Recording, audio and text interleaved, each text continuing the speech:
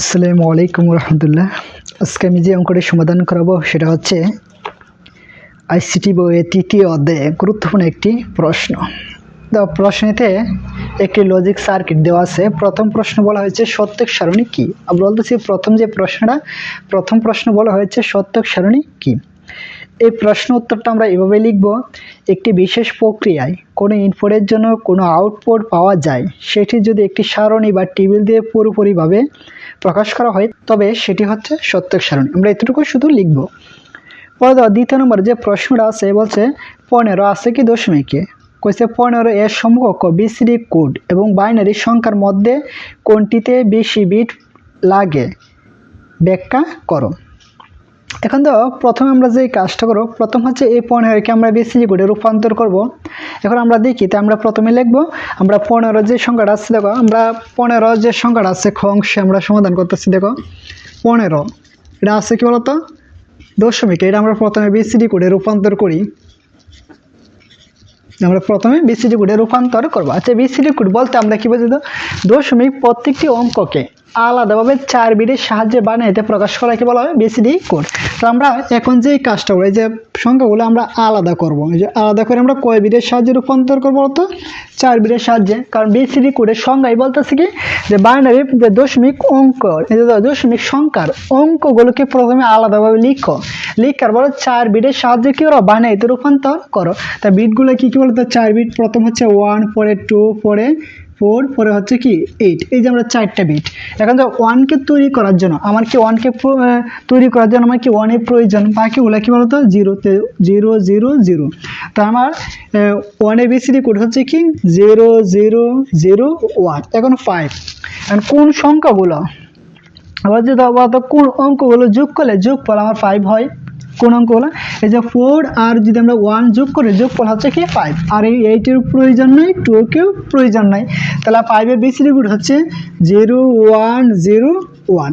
তাহলে আমরা একসাথে লিখতে পারি কি 0 0 0 1 0 1 0 1। এটা হচ্ছে কি বলতো আমার বিসিডি কোড। তাহলে আমরা 15 এর বিসিডি কোড পাইছি কি 0 0 1 0 1 0 1। এটা হচ্ছে বিসিডি কোড। এখন আমরা যে কাজটা করব, এখন 15কে আমরা বানাইতে রূপান্তর করি, পরে দিয়ে কোনটা আমাদের বেশি প্রয়োজন হয়। তাহলে আমরা এখন 15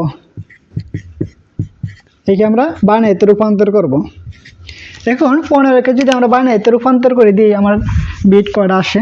তা আমরা দশমিক থেকে বানাইতে রূপান্তর করতে হয় কীভাবে বলতো? ভাগ করে। তো এই যে আমরা ভাগ করবো, তো 2 দ্বারা ভাগ করো। তো 15 আমাদের 2 কবার যে বলতো 7 বার, 7 দুগুণে 14, বাক্সেস হচ্ছে 1। পরে আবার আসো, আবার 7-এর মধ্যে 2 কবার যে বলতো বলো কয়বার যা? 3 বার। 3 দুগুণে 6, বাক্সেস হচ্ছে 1। এখন 3-এর মধ্যে কয়বার যায়? 1 বার। বাক্সে হচ্ছে 1, 1-এর মধ্যে 2 যায় না, সে 0 এদিক দিয়ে হচ্ছে 1। উত্তর হচ্ছে নিচ থেকে উপরে, নিচে হচ্ছে এম এস বি, এর উপরে দেখি বলতো এল এস বি। তাহলে আমার এখানে 15, দেখো আমরা 15 এর বাইনারি মান হচ্ছে কি 1 1 1 1, 4টে 1 আমরা পাইলাম। এটা হচ্ছে আমার 15 এর বাইনারি মান। এখন তোমরাই বলো যে আমার কি 15 বিসিডি কোডের মানে বিট বেশি না বাইনারি, যে 15 বাইনারি কোডের বিট বেশি? তাহলে আমরা দেখতে পাচ্ছি এখানে কি বলতো বিসিডি কোডে কি বলতো বিট বেশি। তাহলে আমরা দেখতে পারি বলা যায় যে বিসিডি কোড এবং বাইনারি সংখ্যার মধ্যে বিসিডিতে বেশি বিট লাগে। এই যে আমরা বিসিডিতে বেশি বিট লাগে বা বেশি বিট প্রয়োজন, এতটুকু আমরা শুধু লিখবো। এতটুকুই বলছিল গ অংশে, ক অংশের মধ্যে। ক অংশে বলছিল কি যে 15 এর সমকক্ষ বিসিডি কোড এবং বাইনারি সংখ্যার মধ্যে কোনটিতে বেশি বিট লাগে, ব্যাখ্যা করো। তাহলে আমরা দেখতে পাচ্ছি কি আমরা প্রথমে এই 15কে বিসিডি কোডে রূপান্তর করব, পরে হচ্ছে 15কে বাইনারিতে রূপান্তর করব, করার পরে আমরা দেখব কোনটা আমাদের বেশি বিট প্রয়োজন। তাহলে আমরা দেখতে পাচ্ছি বা বিসিডি কোড হচ্ছে কি 15 এর বিসিডি কোড বেশি বাইনারি অপেক্ষায়। তাহলে আমরা দেখতে পারি কি 15 এই যে সমকক্ষ বাইনারির সংখ্যার তুলনায় কি বিসিডি কোডে বেশি বিট প্রয়োজন। আমরা এভাবে সাজিয়ে লিখতে পারবো। তাহলে এখন আসো আমরা গ অংশটি সমাধান করবো। গ অংশে বলা হয়েছে উদ্দীপকে ও এর সমীকরণ, আবার গ অংশে বলা হয়েছে উদ্দীপকে ও এর সমীকরণ নির্ধারণ করো। তাহলে আমরা ও এর সমীকরণটা নির্ধারণ করব। তাহলে আমরা উদ্দীপকে উল্লিখিত লিখে আমরা প্রশ্নটা সমাধান করি। তো আমরা লিখবো উদ্দীপকে উল্লিখিত, লিখে পরে আমরা প্রশ্নটা লিখবো। আমরা প্রথমে অংশের মধ্যে কি উদ্দীপকে উল্লিখিত লিখে যেহেতু বলছে ও এর সমীকরণ নির্ধারণ করতে, ও এর চিত্র হচ্ছে উপরেরটা, আমরা উপরের চিত্র আমরা প্রথমে অঙ্কন করি।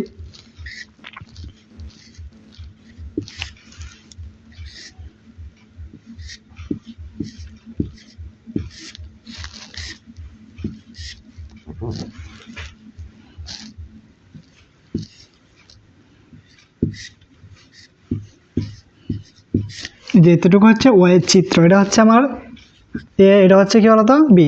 এই তো এই গেটটার নাম কি বলতো নেন গেট। তাহলে আমরা ইনপুটটা কি বলতো এ, তাহলে এখানে যা হয়েছে কি বলতো এ নট, পরে এটা হয়েছে বি, বি ইনপুট, ইনপুট হচ্ছে বি, তো এই গেটটার নাম কি নেন গেট। তাহলে আমরা বিয়ের উপর একটা নট দিব, তাহলে এখানে হচ্ছে এ নট আর এখানে হচ্ছে কি বলতো বি নট। পরে এই দিক দিয়ে প্রবেশ করছে কি বলতো এ নট প্রবেশ করলো, পরে এই নিচ দিয়ে প্রবেশ করছে কি বলতো বি নট, বি নট লিখবো। লেখা পরে এই বৃত্তের জন্য উপরে একটা হল নট, পরে এই দিকে প্রবেশ করছে কি বলতো এ নট, পরে কি বলতো বি নট, উপরে হল নট, এটার উপরে আবার একটা ডাবল হল নট।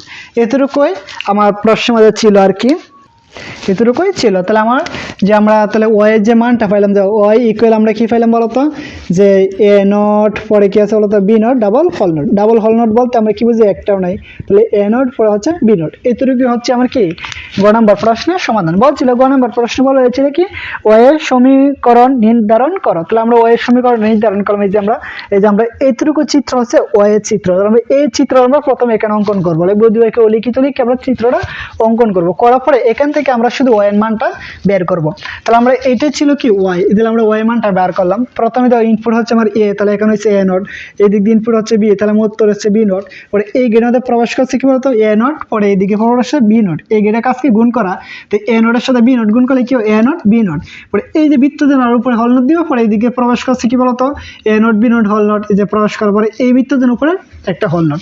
তাহলে আমরা পরবর্তীতে ওয়াই ইকুয়াল পেলাম কি A not B not double হল নট। ডাবল হল নট বলতে বুঝি কি একটাও নেই, তাহলে আমরা সরাসরি নোটগুলো বাদ দিব। এতটুকু ছিল কি গ নম্বর প্রশ্নের মধ্যে। এখন ঘ অংশে বলা হয়েছে কেরি ব্যতীত এ ও বি এর শুধু যোগফল এক্স এর মানের সমান কিনা তা পক্ষে যুক্তি দাও। তাহলে আমরা প্রথমে যে কাজটা করবো, প্রথমে আমরা লিখবো কি কেরি ব্যতীত এ এবং বি এর শুধু যোগফল এক্স এর মানের সমান কিনা তার পক্ষে যুক্তি দেখানো হলো। লিখে পরে আমরা চিত্রটা লিখবো। এখন আমরা এক্স এর চিত্রটা লিখবো।